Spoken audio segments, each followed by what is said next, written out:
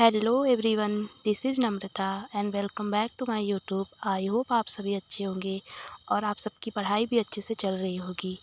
तो सुबह सुबह आज मैं उठी तो मॉर्निंग व्यू बहुत ही अच्छा था एंड लग रहा था कि बारिश भी होगी। तो मैं अपना सारा काम ख़त्म करने के बाद आ जाती हूँ लाइब्रेरी में।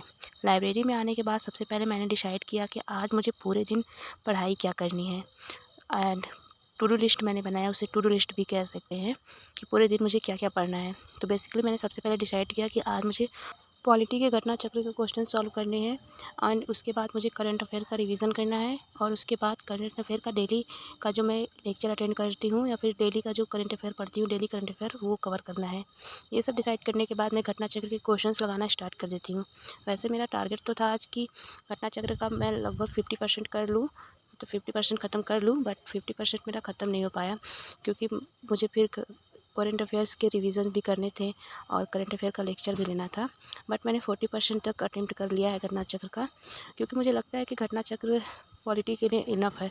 अगर आप पॉलिटी का पूरा सिलेबस कवर कर लेते हैं, देन उसके बाद पीवाईक्यू लगा लेते हैं और उसके बाद अगर घटना चक्र भी कर लेते हैं तो उसके बाहर बीपीएससी का क्वेश्चन, वो भी पॉलिटी का जाना, मुझे तो नहीं लगता है कि पॉलिटी का इससे बाहर कोई क्वेश्चन जाएगा।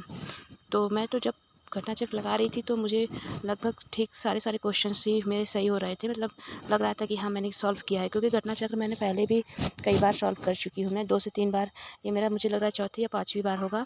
तो ऐसा मुझे घटना चक्र में कुछ नया नहीं लगा एंड पॉलिटी का तो बिल्कुल भी नहीं, क्योंकि पॉलिटी बहुत ही मुझे सबसे ईज़ी सब्जेक्ट लगता है।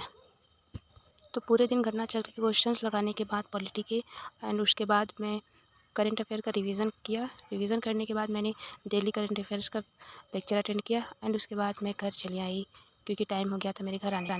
तो ये था आज का मेरे पूरे दिन का शेड्यूल।